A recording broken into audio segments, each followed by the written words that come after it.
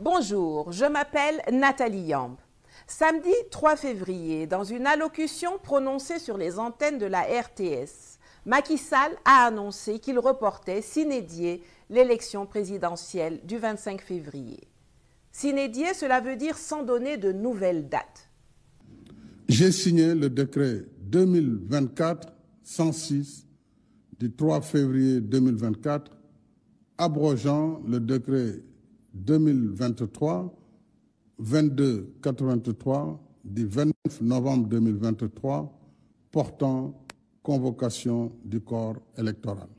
Dans la nuit du lundi 5 février, après que l'Internet a été coupé, que la licence de diffusion de la télévision Walfadjri a été retirée, que des escouades de gendarmes ont expulsé les députés de l'opposition de l'Assemblée nationale, les parlementaires du pouvoir ainsi que ceux du parti PDS de Abdoulaye Wade ont adopté un projet de loi repoussant l'élection présidentielle au 15 décembre 2024, prolongeant ainsi inconstitutionnellement le mandat de Macky Sall de 10 mois.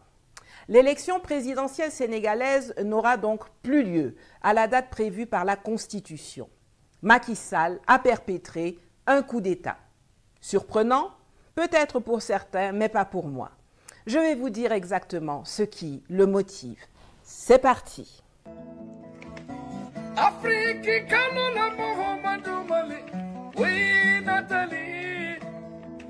Beaucoup de gens croient que Macky Sall a perpétré le coup d'État du 3 février 2024 pour pouvoir rester au pouvoir sans passer par la case élection, comme Laurent Gbagbo l'avait fait en Côte d'Ivoire quand il a prolongé son mandat de 5 ans, de 2005 à 2010, sans organiser d'élection. Je ne partage pas ce point de vue.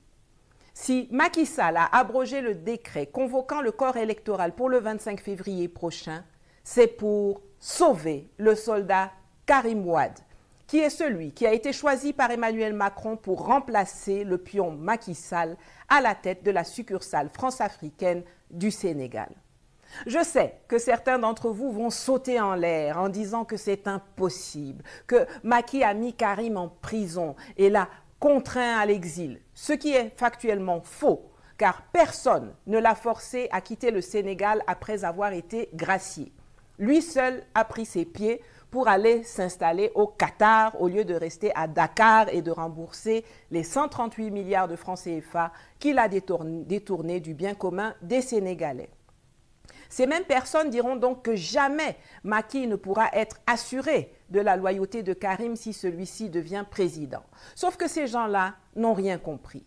D'abord, ce n'est pas Macky qui a choisi Karim, c'est Paris. Et ensuite, ce n'est pas à Macky que Karim doit montrer sa loyauté, mais à la France-Afrique, dont lui et Macky sont tous deux des pions et des serviteurs zélés. On ne le répétera jamais assez. L'adversaire à combattre, au Sénégal comme ailleurs en Afrique dite francophone, c'est le système france-africain qui a choisi Karim pour succéder à Macky et qui a déjà géré le problème des conséquences d'une éventuelle rancune de Karim envers son prédécesseur, en octroyant à ce dernier une immunité allant avec la fonction d'envoyé spécial du Pacte de Paris pour la planète et les peuples, l'espèce de gloubi-glouba sans utilité que Macron a créé en 2018 et qui permet à tous les chefs d'État désœuvrés de se rendre à Paris une fois par an avec leurs épouses ou leurs copines pour faire des virées shopping dans les magasins de luxe des Champs-Élysées, de la place Vendôme ou de la rue Cambon. Dans quelques mois, le président Macky Sall terminera son second mandat. Et je veux vraiment saluer son courage, son engagement et l'exemplarité qu'il porte sur le continent africain, puisqu'il a décidé que la démocratie s'exercerait comme elle doit s'exercer et qu'il y aurait donc des compétiteurs, ils sont multiples, je crois pouvoir le dire, qui vont animer la vie démocratique du Sénégal. Ce faisant, il montre qu'il n'y a pas de fatalité. Et quand il y a des hommes d'État et d'engagement, ils avancent, ils protègent leur pays des troubles et des vicissitudes du moment. Et il a accepté, à l'issue de son mandat de président, de prendre la responsabilité d'envoyé spécial du 4P et d'être justement de présider ce comité de suivi. Et donc, président Macky Sall, en vous remerciant d'avoir accepté cet engagement et en vous félicitant, je vous cède la parole. Je vous avais déjà raconté les détails du plan dans une vidéo précédente qui va s'afficher à l'écran il y a 7 mois. Vous pouvez aller la regarder à l'issue de celle-ci, mais pour faire simple, je vous en rappelle ici les grandes lignes. Macky étant affaibli au Sénégal et ne pouvant plus postuler à un 3e mandat, il a été décidé qu'il serait remplacé non pas par quelqu'un de son camp, mais par un opposant à Macky, mais pas au système france-africain, pour donner l'impression d'une alternance qui apaiserait tout le monde. C'est le scénario à la congolaise qui avait permis l'arrivée de Félix Tshisekedi au pouvoir en 2019, après un accord avec le président sortant Joseph Kabila, dont le successeur désigné au sein de son propre parti, Emmanuel Shadari, le Amadouba congolais, a été sèchement battu, ainsi que le candidat alors poussé par l'Occident, Martin Fayoulou, arrivé 2e derrière Fachi. On se souvient que cela avait causé une grosse colère du côté de Paris et de Bruxelles. Mais il faut croire qu'une fois le gros cœur digéré, Macron a su intégrer ce scénario dans la panoplie des coups tordus à mettre en œuvre dans le précaré français, si besoin est. Le coup d'État que Macky Sall a commis et qui a été entériné par ses députés et ceux de Wade est destiné à sauver le soldat Karim. Pour ceux qui ne le savent pas, Karim Wade a été écarté par le Conseil constitutionnel de l'élection du 25 février lorsqu'il est apparu, suite à un recours introduit par un autre candidat, que le fils de Abdoulaye et Viviane Wade disposait encore de la nationalité française au moment du dépôt de son dossier de candidature le 23 décembre 2023, contrevenant ainsi à l'article 28 de la Constitution qui dispose que tout candidat à la présidence de la République doit être exclusivement de nationalité sénégalaise. Or, ce n'est que le 16 janvier 2024 que le joyeux Premier ministre français Gabriel Attal a signé le décret libérant Karim Meïssa Wade de son allégeance à la France. Sa candidature a donc été écartée, ce qui a provoqué la colère de Macron, qui a appelé Bola Tinubu et Alassane Dramane Ouattara pour leur faire comprendre qu'il ne pourra pas accepter cela. Il n'y a pas de raison qu'on libère un Français de son allégeance à la France pour qu'il aille être président du Sénégal et que des gens au Sénégal l'éliminent avant même le début de la course. C'est ainsi que Macky a décidé de tout Niagami le 3 février. Mais que va-t-il donc se passer maintenant?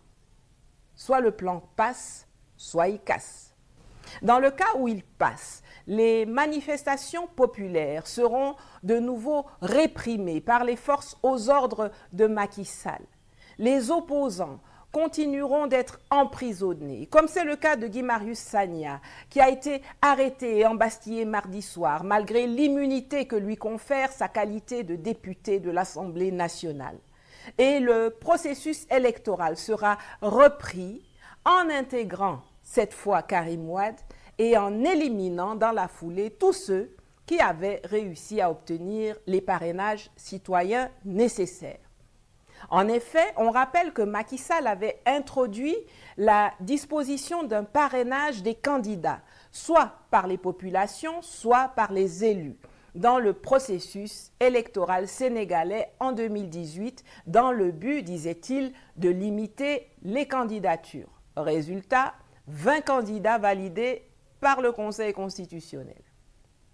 La Cour de justice de la CEDEAO avait jugé cette disposition illégale et avait ordonné qu'elle soit retirée en 2021. Mais Macky avait alors fait la sourde oreille. Mais voilà qu'en 2024, ce que lui-même a fait là, il veut maintenant défaire pour ne garder que le parrainage des élus, ce qui aura pour conséquence de réduire le nombre des compétiteurs à 3 ou 4, dont Karim et bien évidemment aussi Amadouba, le candidat qu'il a désigné pour prétendument lui succéder, mais que personne ne piffe, même pas dans son propre camp, et qui n'a aucune chance de gagner l'élection présidentielle. C'est d'ailleurs pour cela qu'il a été choisi. Donc, ne perdez pas votre temps à le plaindre. Quant à Sonko, contrairement à ce que certains peuvent espérer, le report des élections ne lui bénéficiera pas parce que même s'il était libéré entre-temps, ses droits civiques demeurent suspendus pour 5 ans. La deuxième option, c'est que leur plan échoue parce que des mobilisations populaires s'amplifient et que soit Macky est contraint de reculer et de laisser l'élection se dérouler comme prévu le 25 février, soit des foules de centaines de milliers de personnes déferlent vers le palais présidentiel et le contraignent à prendre la poudre d'escampette, à fraya, à fuir, comme son acolyte du Burkina Blaise Compaoré en 2014. Macky Sall n'a jamais été aussi isolé.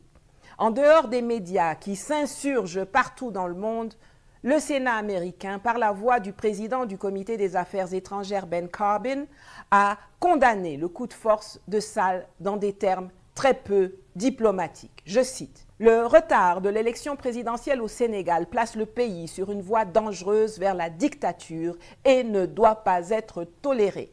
Le président Sall doit annuler cette décision imprudente et veiller à ce que les élections aient lieu avant la fin de son mandat constitutionnel. » Fin de citation.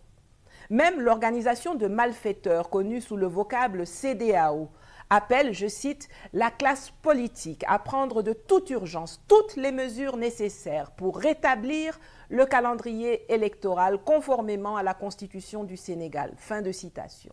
En français facile, cela signifie que Macky Sall doit rétablir le décret portant convocation du corps électoral pour le 25 février 2024. Voilà qui tranche avec la position de la France, qui dans son communiqué du 4 février avait appelé, je cite, « les autorités à lever les incertitudes autour du calendrier électoral pour que les élections puissent se tenir dans le meilleur délai. » Fin de citation, donnant de facto son accord au report des élections. Ces voix discordantes indiquent que Macron n'a pas expliqué son plan à ses camarades occidentaux. Et cela se comprend, car en fait, l'installation au forceps de Karim Wade à la tête du Sénégal a pour finalité de sécuriser pour la France les ressources en gaz et en pétrole qui vont commencer à y être exploitées cette année. Vous savez que depuis la guerre en Ukraine et l'attentat perpétré par les États-Unis contre le pipeline Nord Stream pour empêcher la livraison de gaz russe à l'Allemagne, la plupart des pays européens sont désespérément à la recherche d'approvisionnement énergétique pour faire tourner leurs industries et réchauffer les foyers en hiver. Et c'est cela que je voudrais souligner encore une fois à mes amis du PASTEF et au peuple sénégalais dans son ensemble. Ne vous trompez pas sur la lecture que vous faites de ce qui se déroule en ce moment dans votre pays. Ne vous laissez pas aveugler par la question d'actualité au point d'oblitérer le problème de fond. Il ne s'agit pas de sortir ou de défendre Ousmane Sonko ou Bassirou Faye. C'est le destin du Sénégal qui se joue devant vous, devant nous. Soit vous restez dans un schéma où les revenus du pétrole et du gaz sont absorbés pour aller enrichir l'extérieur, soit vous entrez dans un schéma où le pétrole et le gaz vont réussir à changer vos vies, comme la vie des Norvégiens a changé quand, après la découverte du pétrole en 1969, ce pays qui était jusqu'alors pauvre selon les standards européens est devenu l'une des nations les plus riches, les plus prospères, les plus stables, les plus heureuses du monde. Ne vous laissez pas distraire, c'est de cela dont il s'agit et qu'on ne vous dit pas.